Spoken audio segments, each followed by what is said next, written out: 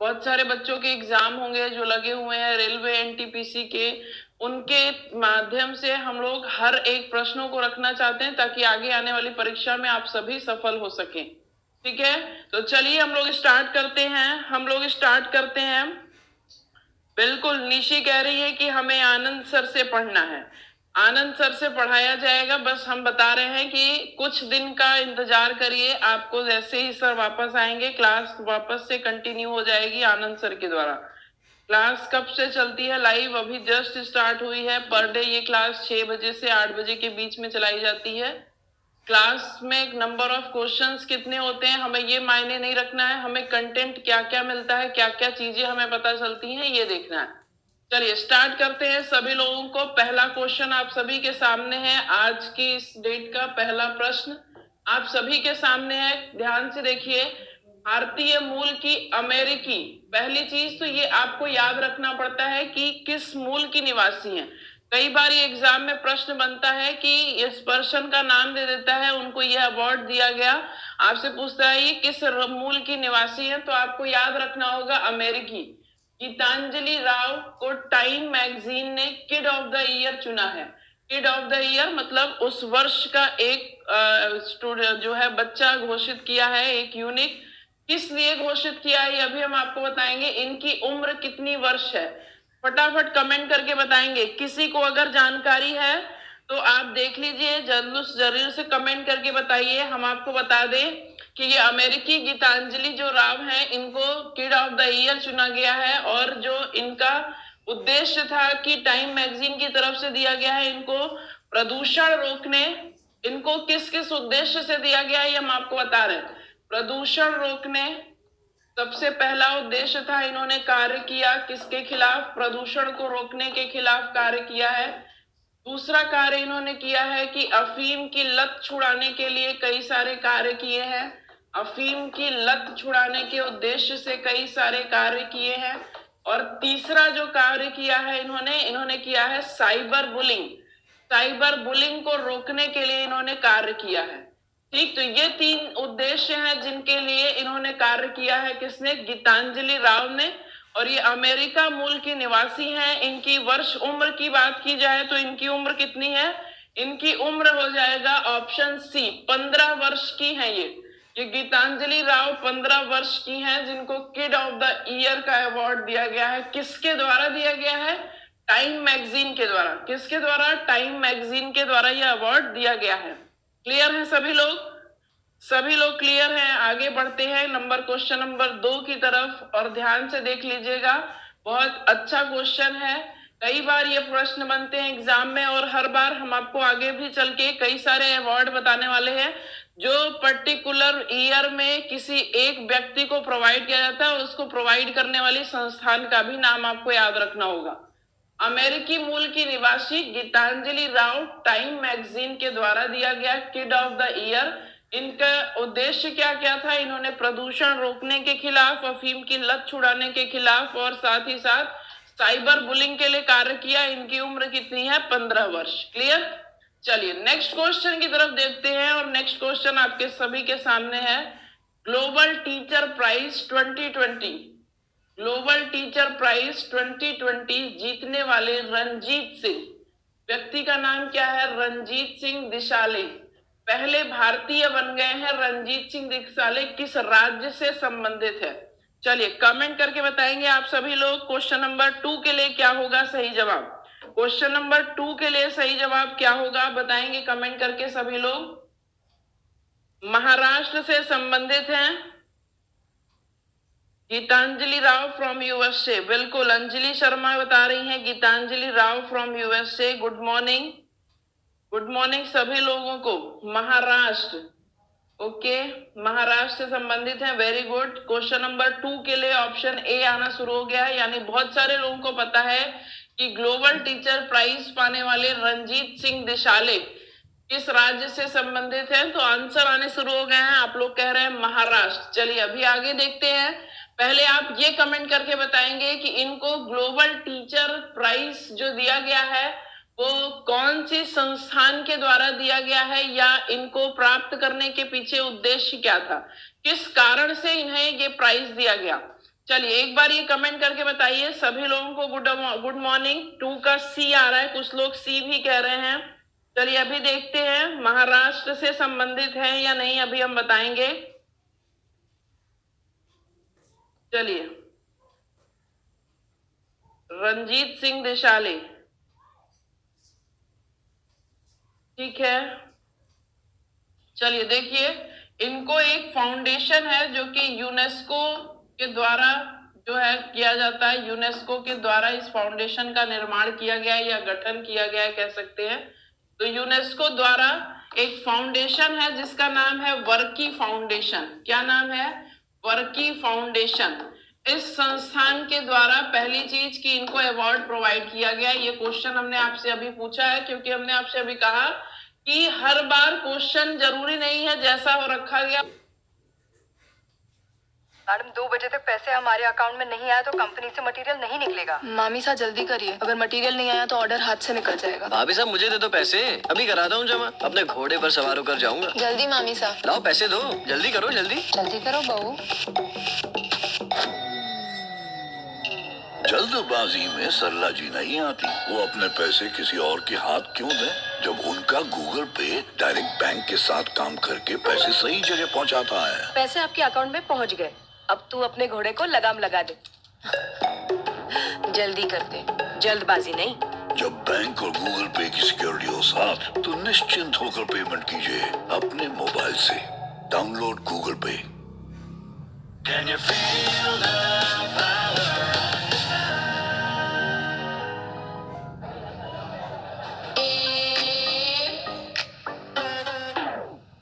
Nothing surprises Max, except for the performance delivered by 5-in-1 formula of Castrol Power One Ultimate.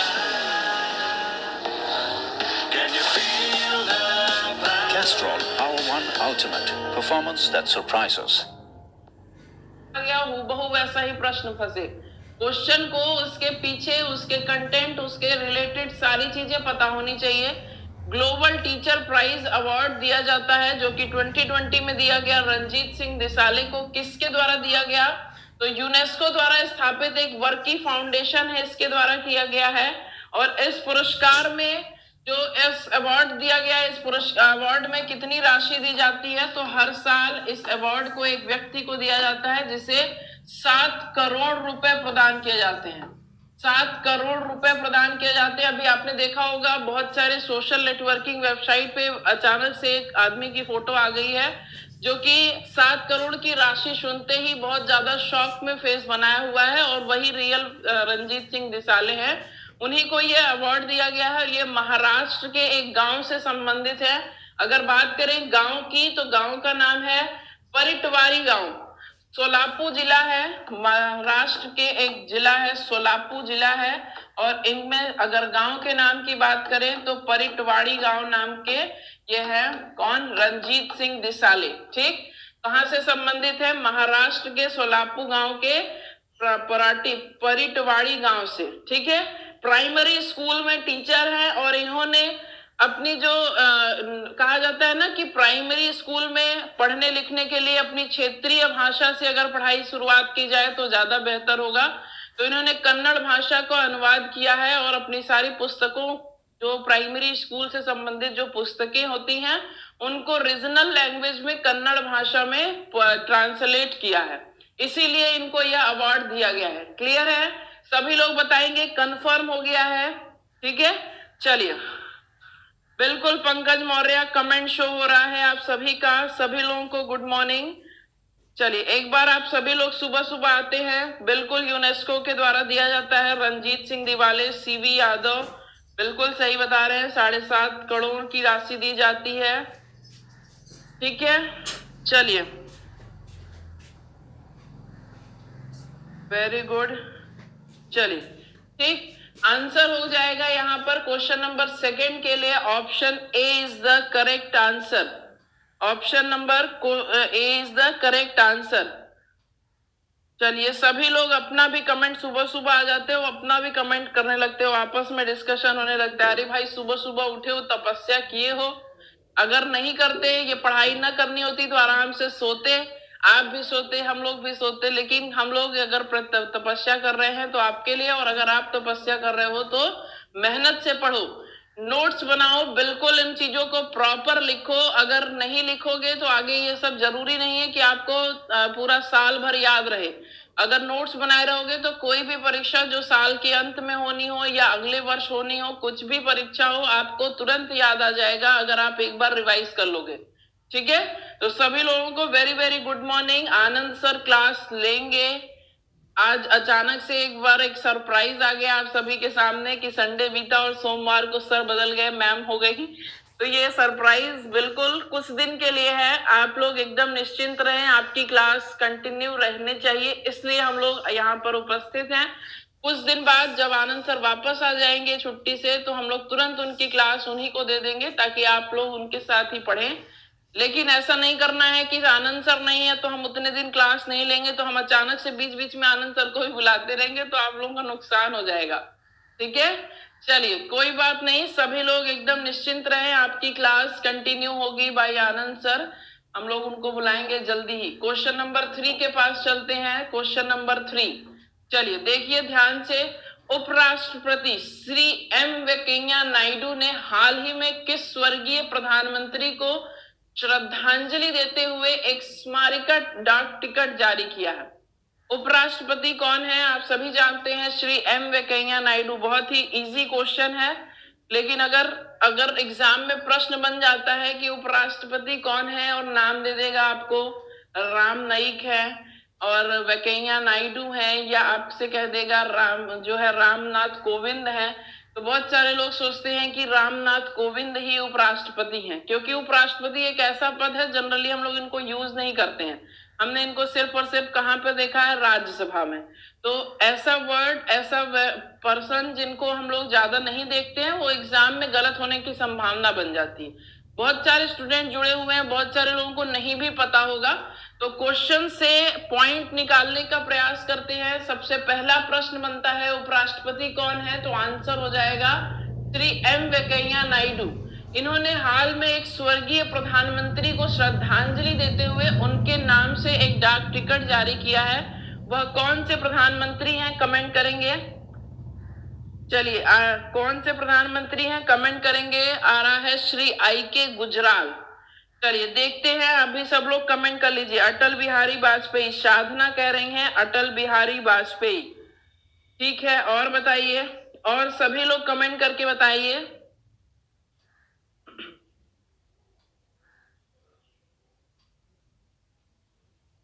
ठीक है, I.K. Gujral, ज्यादातर लोगों का comment आ रहा है I.K. गुजराल। क्वेश्चन नंबर 3 के लिए B आ रहा है। अच्छा, लेकिन अटल बिहारी वाजपेयी वाले भी लोग हैं, मतलब 50-50 का रेशियो नहीं चल रहा है, अभी 60-40 का चल रहा है। 60% लोग कह रहे हैं कि I.K. गुजराल सही होगा, 40% लोग कह रहे हैं कि अटल बिहारी वाजपेयी सही होगा। अभी बाकी लोग भी कमेंट कर लीजिए, देन हम आपको आंसर बताते हैं।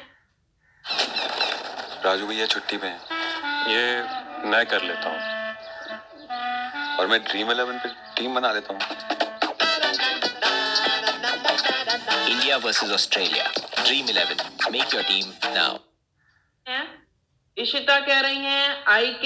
अटल बिहारी वाजपेयी, अटल बिहारी वाजपेयी बता दिया। दूसरे व्यक्ति जो है रूही कह रही हैं कि दूसरे का एम बता दो। तो हमने बताया कि जैसे प्राइमरी स्कूलों में होता है कि किताबों को अपनी क्षेत्रीय भाषा में, अपनी रीजनल लैंग्वेज में पढ़ा जाएगा तो ज्यादा बेहतर तरीके से समझ में आएगी। तो रंजीत सिंह दिशाले ने यही कार्य किया कि उन्होंने पुस्तकों को पढ़ने लिखने में आसान बनाने के उद्देश्य से किताबों को कन्नड़ भाषा में अनुवादित किया है, इसलिए उनको ग्लोबल टीचर प्राइज का अवार्ड दिया गया 2020 के अंतर्गत। ठीक, चलिए अटल बिहारी वाजपेयी आ रहा है और बहुत सारे लोग अलग अलग जवाब दे रहे हैं। वेरी गुड, एटलीस्ट आप सभी लोग इतने जोश में हो कि कमेंट कर रहे हो। हम अप्रिशिएट करेंगे आप लोगों को आनंद सर इतने दिन से क्लास दे रहे थे और आप सभी बहुत ही इंटेलिजेंट हो चुके हो इधर 1-1.5 महीने से, और आगे आने वाले वर्षों में नहीं कह सकते हम, आगे आने वाले वर्ष कह सकते हैं। 2021 में आप सभी लोग कंफर्म सेलेक्टेड हो गए अगर इसी तरह अपनी नॉलेज लगातार इंक्रीज करते रहे। ठीक, चलिए देखते हैं श्री एम वेंकैया नायडू को जो इन्होंने अवार्ड दिया, किस प्रधानमंत्री को दिया है, तो श्री आई के गुजराल के को एक समर्पित किया, इनको श्रद्धांजलि देते हुए एक डाक टिकट जारी किया है। क्यों? क्योंकि उपराष्ट्रपति का ये मानना था कि एक बहुत ही सज्जन, बहुत ही सरल भाषा वाले और बहुत ही मधुर भाव वाले व्यक्ति थे, ये राजनेता थे। इन्होंने इतनी सारी चुनौतियां देखी, इतनी सारी बाधाएं देखी, लेकिन फिर भी अपने मूल्यों के साथ कभी भी समझौता नहीं हुआ किया। तो इनका एक कथन है आई के गुजराल जी के लिए, वो हम कथन आपको लिख के दिखा दे रहे हैं कि उपराष्ट्रपति ने इन प्रधानमंत्री यानी आई के गुजराल के लिए क्या कथन दिया और किस लिए इनको एक डाक टिकट इनके नाम जारी करवाया। देखिए, इन्होंने कहा कि यह एक बहुत ही मधुर बहुत ही मधुर और बहुत ही मधुर भाषा, मधुर जो है भाव और बहुत ही अच्छे राजनेता थे, जिन्होंने इतनी सारी चुनौतियों और बाधाओं के बाद भी अपने मूल्यों के साथ कभी भी समझौता नहीं किया। इसलिए इनको एक श्रद्धांजलि के तौर पर एक डाक टिकट इनके नाम से जारी कराया गया। किसके नाम से? आई के गुजराल। क्वेश्चन नंबर 3 के लिए ऑप्शन बी होगा बिल्कुल सही जवाब। क्लियर है? चलिए आगे चलते हैं नेक्स्ट क्वेश्चन की तरफ। Question number 4, federation of Indian chambers of commerce and industry, जिसे हम लोग कहते हैं फिक्की, क्या है? Federation of Indian. अब अगेन यहाँ पर एक और क्वेश्चन बनता है कि what is the full form of FICCI, क्या है ये फिक्की? अभी हम आपको बताएंगे। फुल फॉर्म देख लीजिए, ध्यान से नोट कर लीजिए सभी लोग। फिक्की का full form federation of Indian chambers of commerce and industry के नए अध्यक्ष कौन है? नए अध्यक्ष के रूप में किसे घोषित किया गया? फिक्की के नए अध्यक्ष के रूप में किसे घोषित किया गया है और ये फिक्की क्या है हम आपको बताएंगे। जल्दी से कमेंट कर रही सब लोग कि फिक्की के नए अध्यक्ष। Good morning Harish Kumar, good morning Vandana, good morning. सभी लोग करेक्ट 6 बजे हाजिर हो जाइए। कंटिन्यू क्लास चलती रहेगी, जब तक आपके आनंद सर नहीं आ जाते आपकी क्लास बंद नहीं होगी। ठीक है, जल्दी से कमेंट करिए। ठीक है, फिक्की क्या है ये हमें अभी आपको बता देंगे।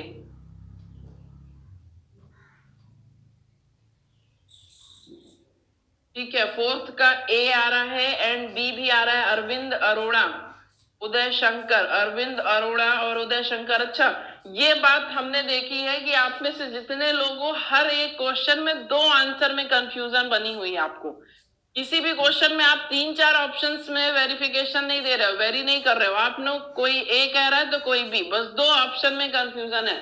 यहाँ भी आप कुछ लोग उदय शंकर बता रहे हो, कुछ लोग अरविंद अरोड़ा बता रहे हो। इसके अलावा सी और डी को आप लोग भूल जाते हो। ऐसा क्यों कर रहे हो भाई? क्या 2 ए और बी में क्या रखा है कि आप ए और बी के साथ ही लगातार जा रहे हो? 4th का ए आ रहा है उदय शंकर। तो पहली चीज की हम लोग ये जान लेते हैं कि फिक्की क्या है। तो फिक्की एक ऐसा संगठन है जो कि भारतीय वाणिज्य और उद्योग का महासंघ माना जाता है। फिक्की क्या है? फिक्की भारतीय वाणिज्य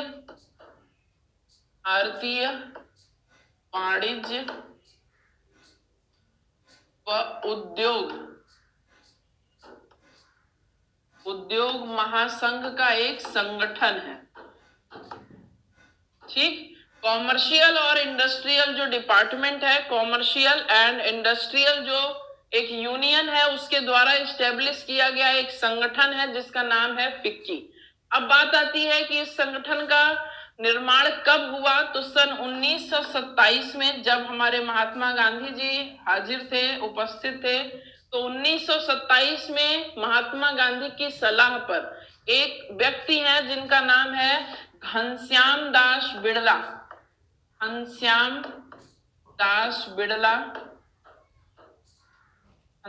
दास बिड़ला और दूसरे व्यक्ति हैं, इनका नाम है पुरुषोत्तम दास। दूसरे व्यक्ति का नाम है पुरुषोत्तम दास। महात्मा गांधी की सलाह पर 1927 में घनश्याम दास बिड़ला और पुरुषोत्तम दास के द्वारा इस फिक्की का निर्माण किया गया, इस संगठन का निर्माण किया गया।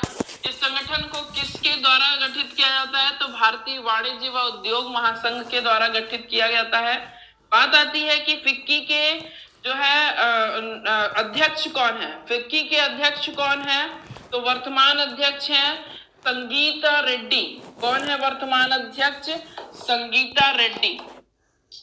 और संगीता रेड्डी का स्थान लेने वाले व्यक्ति हैं जो नए बनेंगे फिक्की के अध्यक्ष। नाम है क्या? उदय शंकर। ठीक, नाम है क्या? उदय शंकर। अगर बात करें फिक्की का मुख्यालय कहां पर है, तो फिक्की का मुख्यालय स्थित है कहां पर? दिल्ली में। फिक्की का मुख्यालय स्थित है दिल्ली में। ठीक है, तो आप देख पा रहे होंगे कि फिक्की का हमने पूरा क्या कर दिया, खोल दिया, फिक्की के बारे में सब कुछ बता दिया। क्या क्या है एक बार फिर से बताते हैं हम आपको।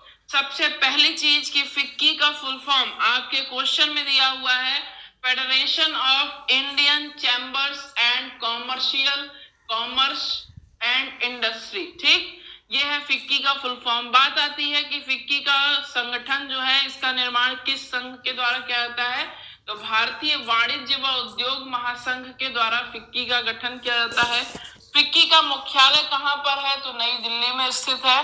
फिक्की के वर्तमान अध्यक्ष कौन है? तो संगीता रेड्डी है, जिनका स्थान अब लेने वाले हैं नए अध्यक्ष उदय शंकर। और फिक्की की स्थापना कब हुई? सन 1927 में महात्मा गांधी की सलाह पर घनश्याम दास बिड़ला और पुरुषोत्तम दास ने मिलकर फिक्की की स्थापना की है। ठीक, क्लियर है? चलिए, बिल्कुल, वेरी गुड। फोर्थ का बी आ रहा है। सभी लोग कह रहे हैं अभी भी कंफ्यूजन है। अब भाई बता तो दिया, क्वेश्चन क्लियर रखो। अरविंद अरोड़ा नहीं होंगे, ये जो लोग बता रहे हैं वो लोग गलत हैं। याद रखना, Uday Shankar is the correct answer. ठीक है, चलिए, ठीक ठीक, क्लियर है सभी लोग। चलिए एक बार कमेंट देखिए जरा सा, बीच बीच में आपका भी जो